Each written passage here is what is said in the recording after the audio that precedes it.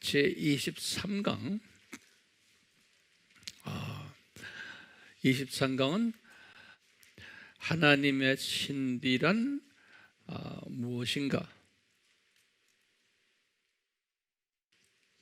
하나님의 신비란 무엇인가? 분명히 오늘 그 계시록 10장에서 요한에게 말씀하셨죠. 하나님의 신비. 계시록 10장 몇 절이죠? 10장 7절이죠. 예. 계시록 10장 7절에 하나님의 신비. 근데 이 하나님의 신비를 이미 과거에 교회 시대 때 선지자들을 통해서 선포케 하셨다는 거예요. 그런데 이것이 이제서야 성취되리라 라는 미래형으로 이렇게 말씀하신 것 다시 기억해 주시고요. 그러면 우리가 이제 질문을 던지지 않을 수 없어요. 하나님의 신비란 무언가? 근데 보면 그 영어 성경에도 보면 The mystery 하고 단수를 썼어요. The mystery of God. 그러니까 단수적인 개념이에요. 하나님의 신비가요. 우리 이제 요 신비를 한 다음에 그 다음에 우리가 성서에 보면 신비가 또 있어요. 그리스도의 신비라는 단어도 또 있고요. 그리스도의 신비. 그 다음에 또 천국의 신비인데 그건 신비들이라고 되어 있어요. 천국의 신비들. 그건 복수로 되어 있어요. 마태복음 13장 35절에 The mysteries of the kingdom of heaven 그랬어요. 천국의 신비들. 이렇게 성경에 보면 최소한 이 신비라는 단어를 몇 군데 사용했지만 이렇게 구체적으로 이 신학적인 의미를 포함한 그러한 그 신비들이라는 단어를 한 3군데에서 말씀하셨는데 이 내용이 다 달라요. 내용이 다르면서 또 궁극적으로는 종합적으로는 나중에 같이 되지만 내용이 다른데 그 내용을 우리가 알아야지만 성경이 풀려요. 특히 요한계시록이 풀려요. 요 신비들을 알아야지만 이것을 모른 채 요한계시록을 풀려고 그러면 이게 잘 안 풀려요. 그리고 잘못 해석할 수가 있어요. 제가 세계 여러 나라들을 다니면서 이렇게 목회자들에게 또 그 나라의 그 신학자들에게 이렇게 이런 걸 강의를 하다 보면 놀랍게도 이런 걸 잘 구별을 못하는 게 거의 99%가 그래요. 그렇기 때문에 본인들도 답답해하고 그런 걸 제가 많이 보게 되는데 우선 우리가요 이 하나님의 신비가 단수라고 그랬죠. 그리스도의 신비도 The mystery of Christ 그랬어요. 그것도 에베소서 3장 4절에 그런 말을 바울이 썼어요. 에베소서 3장 4절에 한번 성서 열어봐 주세요. 에베소서 3장 4절에 그리스도의 신비 이런 단어를 썼어요. 그리스도의 신비 그런 단어 나오죠? 거기다 줄을 그어놓으세요. 나중에 우리 그 부분에 대해서 좀 또 볼 거예요. 그리고는 아까 말씀드린 대로 천국의 신비들이란 또 표현이 나와요. 요거는 마태복음 13장 13장 마태복음 13장 딱 보면요. 우리 이게 마태복음 13장이 뭐였죠? 천국의 7가지 비유 우리 많이 들었잖아요.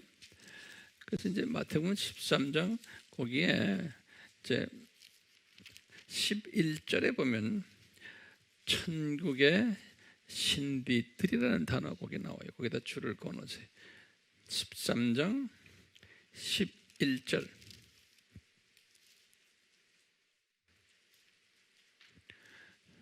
그리고는 그런 말 나와요. 그리고는 거기 이제 35절과 연결되어 있어요.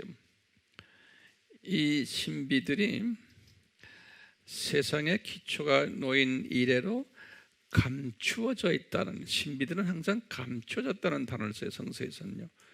그 35절에 감추어진 것들인데 예수님이 이제서야 내가 이것을 다시 오픈한다라는 그런 말씀이 있어요. 그래서 이 신비들은 항상 감추어져 있다가 이것이 이제 때가 되어서 이제 이렇게 이 뚜껑이 열리는 그런 개념이에요. 네. 자, 그러면은 우리가요, 이 처음에 하나님의 신비, 우리가 이제 아까 요한계시록 10장 7절에서 말씀하신 하나님의 신비는 무엇인가? 근데 아까 요한계시록 10장 7절에 이 하나님의 신비들은 그 자기의 선지자들에게 말해가지고 그분들이 이렇게 나와서 발표를 하고 선포를 했다는 것이에요. 그것은. 그래서 이제 이 사실을 우리가 좀 볼 필요가 있어요. 우리 아미교회 교인들은 제가 자주 이런 비슷한 이야기들을 여러 번 했는데요.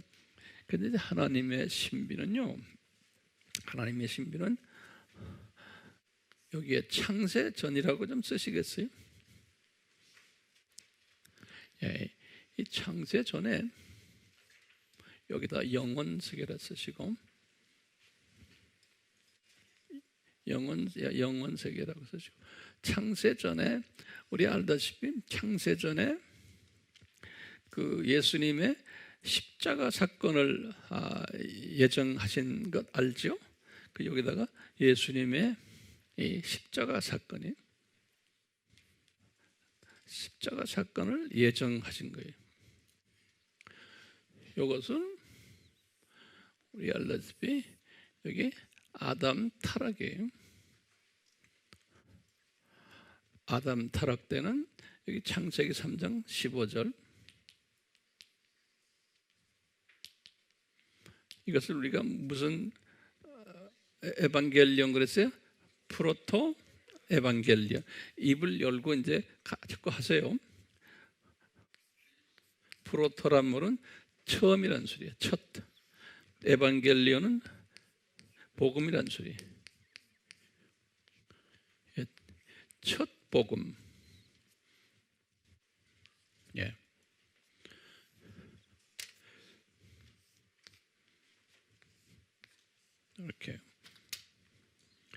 이렇게 쭉 나가다가 이제 여기 4,000년으로 보시고요. 주전. 여기 이제 주전 4년에 예수님 탄생하시고, 주전 30년에 주후 예수님 죄송해요. 빨간 거 주시면 되겠어. 예수님 죽으시고 부활하시고 승천하시고, 여기다 예루살렘 교회 이렇게 쓰세요.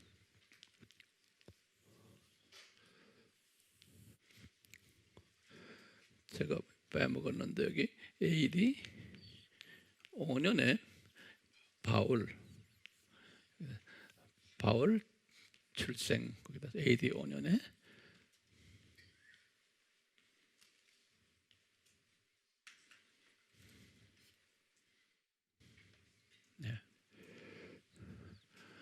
그리고는 35년에 바울이 개종한 거예요. 그리고는 45년에 바울이 안디옥 교회 전임 사역자로 안디옥 교회 전임 사역자로 가게 됐어요. 그러니까 요분이 30세일 때고 요분이 40세일 때 이렇게. 그리고 우리 알다시피 46년부터 48년에 뭐죠?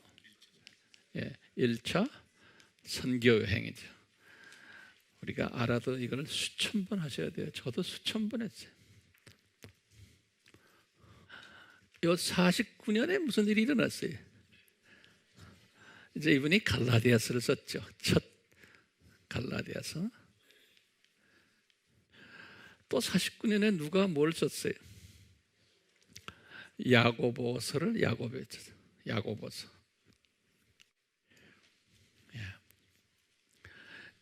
여러분들이 이제 여기다가 이제 말을 쓰세요. 요 내용을. 바울이 개종을 이렇게 하고 30세 10년을 이제 훈련받고, 여기 10년 훈련 받았어요. 소위 외로움 훈련에 훈련 받고는 이제 11년째 사역자가 됐을 때만 해도 이분은 항상 그 마음속에 뭐가 있었냐면 첫 복음이에요. 프로토 에반겔리온, 그 신학이 있었어요. 다시 이 말은 뭐냐면 아담이 타락했기 때문에 예수님이 이 세상에 내려오셔서 십자가에서 죽으시게 되었다. 아담이 타락했기 때문에 예수님이 이 세상으로 내려오시게 되었고, 십자가에서 죽을 수밖에 없으셨다. 그러니까 원인이 어디에 있냐면 아담 타락의 원인이 있고, 그것 때문에 인간에게 구원의 소식을 선물로 줄 수밖에 없었다라는 이 개념이 굉장히 중요한 개념이에요. 그걸 적으세요. 알아도 적으시라고. 이분이 이런 그 프로토 에반겔리온 그 구원론을 가지고 1차 여행 때도 그렇게 가르쳤어요. 이제 요 때도 1차 여행 때도 우리 일반적으로 거의 한 80~90%의 크리스천들이 이 프로토 에반겔리온을 가르치고 있어요. 뭐 잘못된 게 아니에요. 그런 이제 그 수준으로 우리도 가르치고 있어요. 근데 이제 이분이 갈라디아서를 썼을 때, 여기 보면은 갈라디아서를 썼을 때도 갈라디아서의 내용을 보면 프로토 에반겔리온 구원론이, 갈라디아서도 보면은 프로토 에반겔리온 구원론이, 이렇게 하면 알죠? 네. 야고보는 어땠어요? 여기다 이분 야고보서는 목회 서신이기 때문에 이분 복음적인 구원론을 거의 다루질 않았어요. 그러니까 야고보서에도 이게 없어요.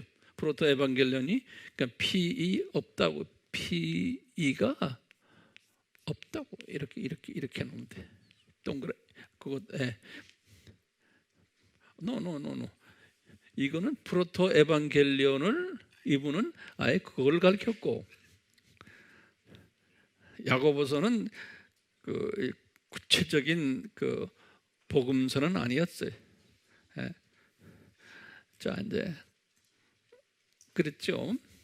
이제 50년부터 이제 51년 52년 요때가, 요걸 몇 차 선교 여행이라고 그래요? 2차 선교 여행이. 그냥 2차 선교 여행을 했어요. 이때 이제 요 50년에는 마태복음을 기록한 해예요. 마태복음을 기록하면서 우리 아까 마태복음 여기 마태복음 13장 뭐였어요? 10장 몇 절이? 고전 11절. 마태복음 13장 11절이 뭐라고 그랬어요? 천국의 신비를 가르쳐줬어요. 그러니까 하나님의 신비가 아니고 천국 시스템이에요. 천국 시스템. 천국의 신비를 마태에게 가르쳐줬어요. 그리고는 51년에 이 바울이 데살로니가 전후서를 썼어요. 이때도 이분이 피인은 있었어요. 그 내용 중에 간혹. 예. 그리고는 53년부터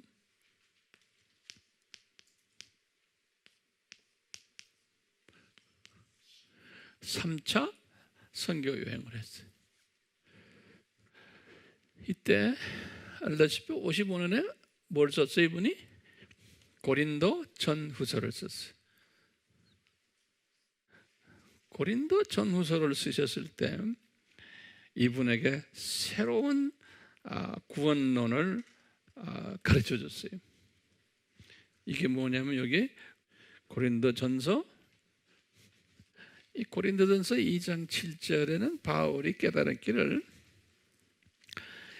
이 프로토 에반겔리온이 훨씬 전에 창세 전에 예수님의 십자가 사건을 이미 디자인하셨다라는 말을 거기다 했어요. 이 하나님의 복음 계획이 십자가 사건이 창세 전에 그래서 뭐라 그랬냐면 창세 전에 그다음에 이 빨간 걸로 십자가 이렇게 그려놓으세요. 창세 전에 십자가를 준비해 놓고는 이것을 숨기셨다 그래. 숨기셨다가 이제서야 뚜껑을 계시하신다. 열어서 숨기셨다가 이제서야, 그러니까 55년에 이제서야 계시하신다. 이제 바울에게 그러는 거예요.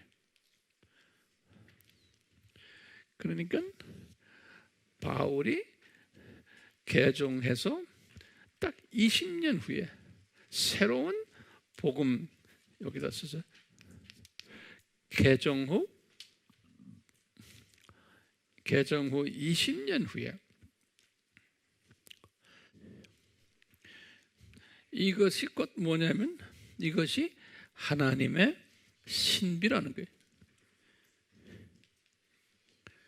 이 하나님의 신비라는 거예요. 가로 닫고 그 삼위 하나님의 신비라는 거예요. 그 후부터 이분이 로마서를 57년에 썼어요. 로마서 16장 25절에서 26절.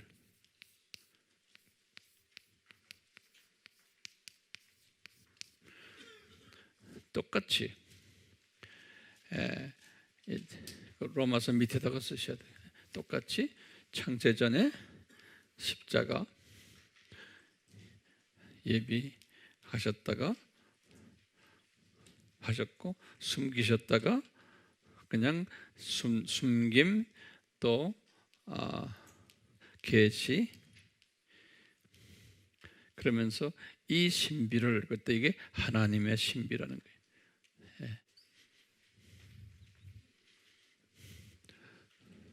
그러니까 이제 60년에서 62년이 1차 투옥이죠.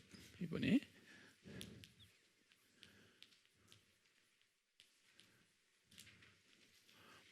이때 이분이 에베소서를 썼죠.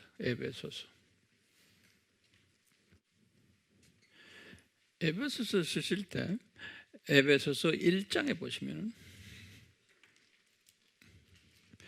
에베소 1장 3절에서 14절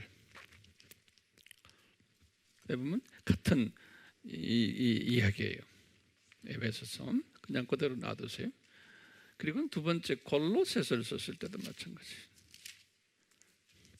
골로새서 1장 25절에서 27절 그렇게 25절에서 27절 25절에서 27절 똑같아. 이것도 똑같이 창세전에 이제 이렇게 이 사건을 바울이 계속 이제 바울이 자기 편지일 때마다 이제 이 프로토 에반겔리온을 이야기 가끔 하시면서 더 깊이 들어가서는 또 창세전 이 신비를 꼭 한 번씩 말씀하세요. 그리고는 64년에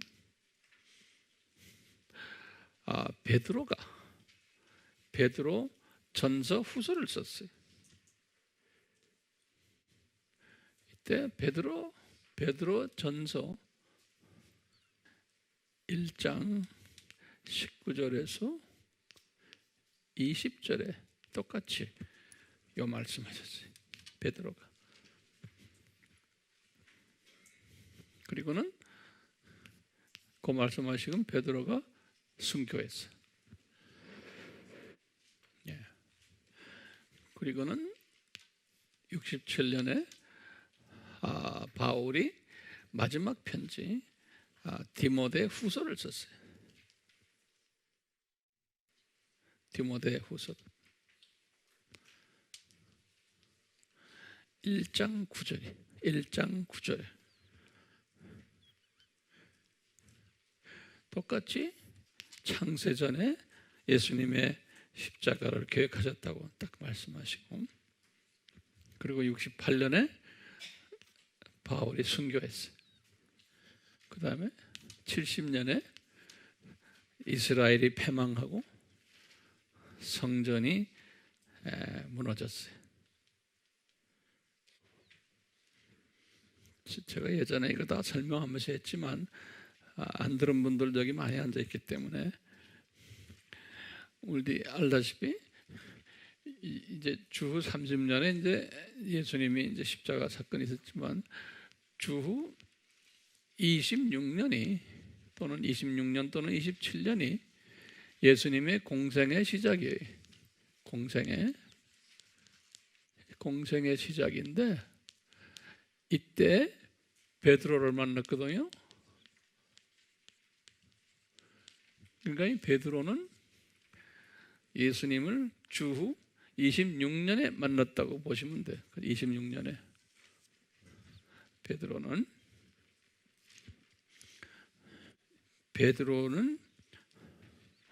주후 26년에 예수님을 만나서 그동안에 이분이 서신을 한 권도 쓰질 않았어요. 서신을 쓰도록 허락하지 않으신 거예요, 베드로에게. 그러다가 순교 1년 전에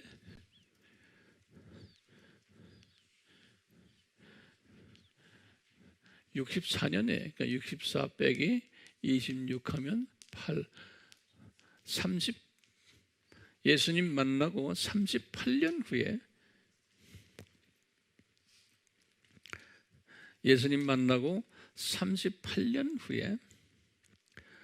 베드로 전후서를 이제 쓰셨어요.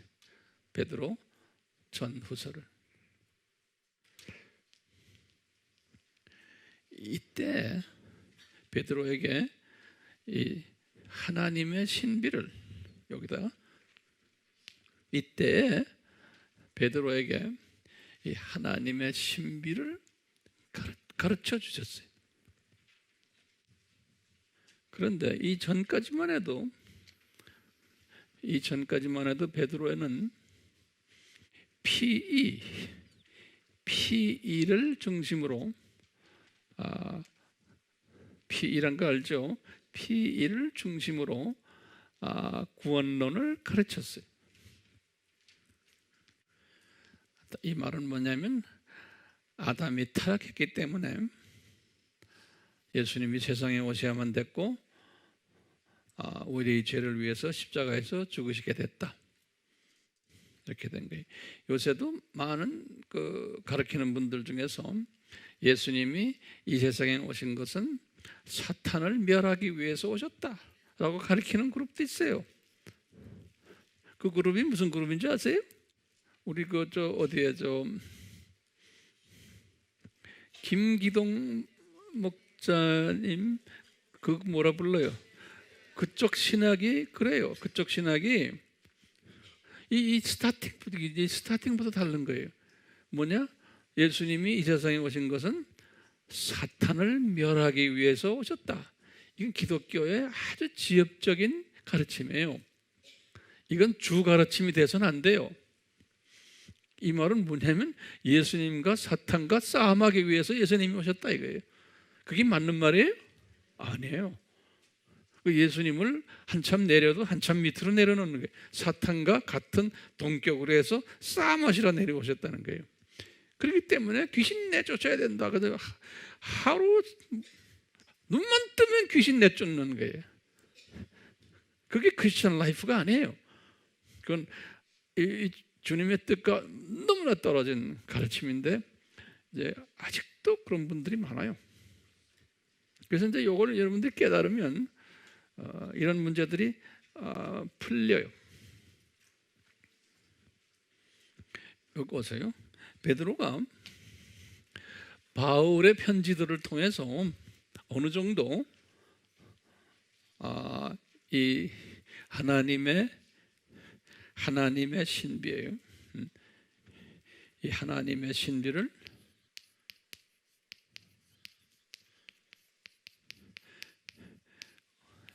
어깨 너머로 이분이 알고 계셨을 거예요. 분명히. 또 본인도 알고 있었지만 이분이 공식화한 것이, 이분이 이 하나님의 신비를 공식화한 것이 이분 편지에서요. 그러니까 순교 1년 전에 공식적으로 그것을 피력했어요. 그러면 이제 우리의 질문이 하나가 있는 거예요. 거기다 밑에다 우리 질문은 뭐냐면 이게 신비예요. 그래서 성서에서도 신비라고 미스터리라는 거예요. 이 신비라는 것은 사람의 이성으로는 100% 소화할 수 없기 때문에 그래요. 사람의 이성으로는 100% 소화할 수 없다는 것을 아시고 성령님이 또는 예수님이 바울에게나 또는 베드로에게 이것은 신비다 그러는 거예요. 미스터리다. 그렇기 때문에 이 사람이 하나님의 말씀을, 이 하나님의 깊은 계획을 이성으로만 자꾸 이해하려고 하는 것은 그분은 은혜가 없는 사람이에요. 은혜가 있는 사람은 이성에서 한 단계 업그레이드 돼가지고 이것을 소화하려고 하고 소화를 시켜버려요. 여기서 차이가 나요. 사람은 이성의 지배를 받는 존재이기 때문에 예수님이 아셨어요. 실은 수제자인데 베드로가 가장 오랫동안 예수님과 같이 계셨는데도 예수님이 요 프로토 에반겔리온은 베드로에게 설명해 줬지만 요 하나님의 신비는 베드로에게 설명해 주지를 않으셨어요. 왜 그럴까요? 이분의 이성이 또는 이분의 지성이 이걸 감당을 못하기 때문에 그래요. 이분의 지성이, 이분 교육 수준도 낮고, 이분 그저 이 직업도 어부 출신이고, 그러니까 이 머리 구조가 이분의 이 혼의 레벨이 깊거나 넓거나 크지를 못했기 때문에 그런 거예요. 예수님은 그걸 아시고 이분에게 순교 1년 전에 이 신비를 가르쳐 주신 거예요.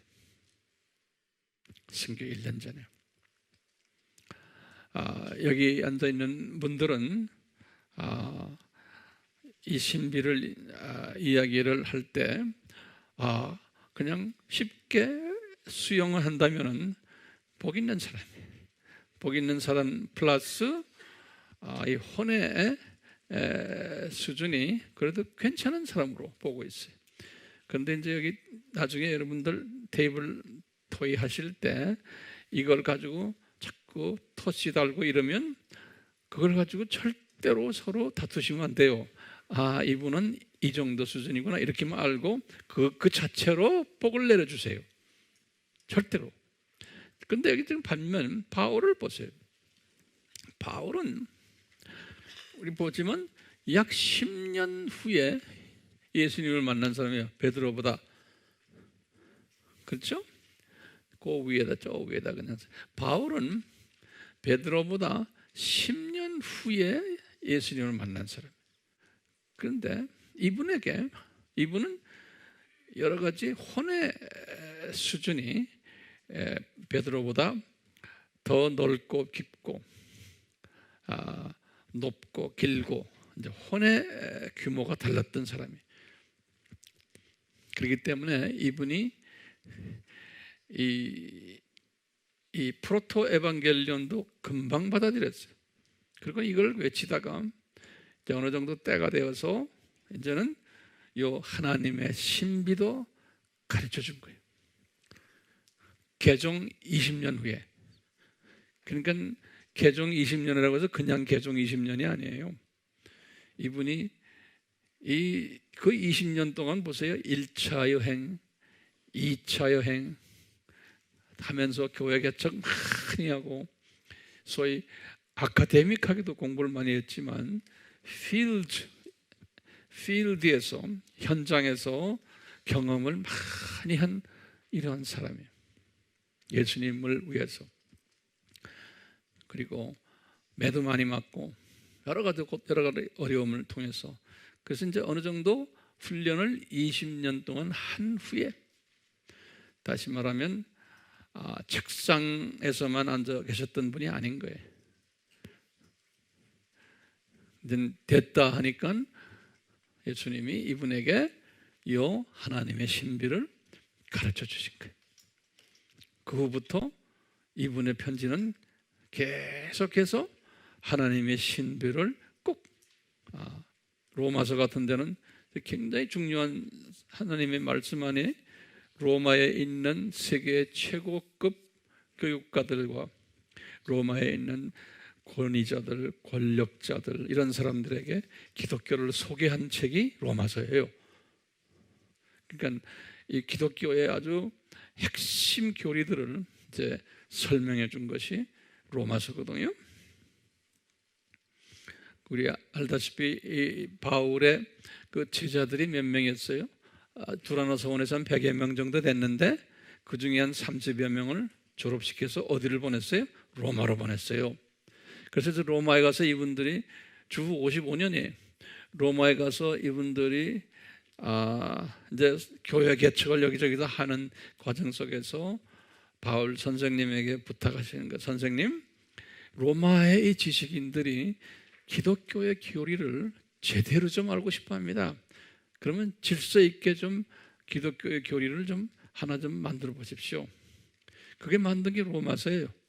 특히 로마서 1장에서 8장 우리 알죠? 기독교 교리를 아주 질서정연하게 만든 것이 1장에서 8장 아니에요? 그 다음에 뭐냐? 또 질문이 뭡니까? 이 사람들이 질문이 뭐냐면 왜 유대인들은 이렇게 예수님을 믿지 않습니까? 그리고 기독교인들을 왜 이렇게 핍박 많이 합니까? 여기에 대한 대답을 좀 해주십시오. 그것이 9장에서부터 11장이죠. 그렇죠?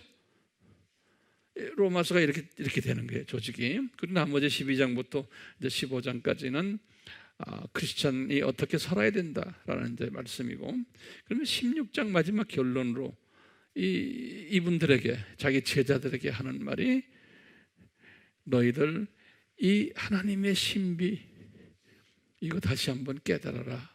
그래서 이제 로마서 16장 요 말씀을 또 한 거예요. 로마서를 끝내면서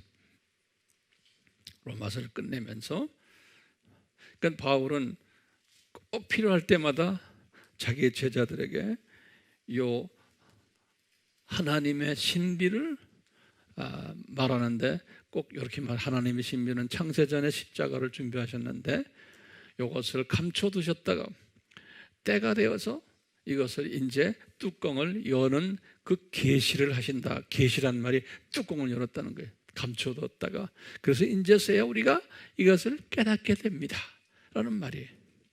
예. 근데 신기하게도요, 이제 교회 시대가 이제 이후부터 시작이 되면서 거의 대부분의 기독교인들은 이 하나님이 신비를 이건 여기 이야기하면 복잡해지니까 복음 전하는 분들도 이 이야기는 안 하고 프로토 에반겔리온만 이야기하는 거예요. 그것만 해도 충분하니까. 그래서 우리도 그렇게 유년주일학교 때부터 배워온 거예요. 그리고 이 프로토 에반겔리온을 신학교에서도 그 수준으로 가르쳐요. 이 미스터리, 하나님의 이 신비를 신학교에서도 잘 안 가르쳐요. 건드리질 않아요. 그래서 많은 기독교인들이, 목사님들도 포함해서 창세전에 십자가를 예정하셨다는 이야기에 익숙치 않은 분들이 굉장히 많아요. 근데 지금 오늘 계시록에서 지금요, 계시록 10장에서 이 창세전 하나님의 신비를 선지자들을 통해서 선포를 시켜왔다는 거예요. 그렇죠? 주 95년이에요 지금 이 계시록은. 그러니까 이미 선지자들을 통해서 선포했다는 건 최소한 누굽니까? 바울과 누구예요? 베드로를 통해서 선포했다는 거예요.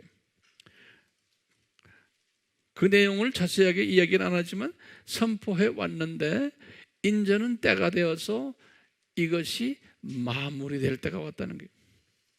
이제 1003년 7번째 나팔을 불 때 되면 이제는 요 선포한 것이 마무리될 때가 왔다는 거예요. 여기에 대한 내용은 내가 또 나중에 자세히 설명하겠지만요, 우선요, 요 하나님의 신비가 뭐라는 것을 일단 알고 있어야 되겠죠? 예, 이걸 아시려면 이 도표 숫자 다 외우셔야 돼요. 이걸 외우시려면 끊임없이 입으로 자꾸 말해야 돼요. 한 번 들어가지고는 안 돼요. 저도 이것을 연구를 많이 하면서 다 딸딸딸딱 외우고 또 가르치고 딸딸딸딱 외우고 또 가르치고, 제가 딸딸딸딸이라고 그래요. 왜? 그만큼 열심히 공부해서 그래요. 외우고. 예. 그렇게 열심히 하다 보니까 흰머리가 까매져 버렸어요.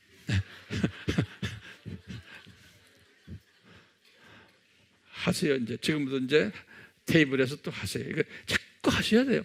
딴 길이 없어요. 딴 길이 없어요. 예. 그냥 이거 통째로 그냥 그림으로 외워버리셔야 돼요. 예.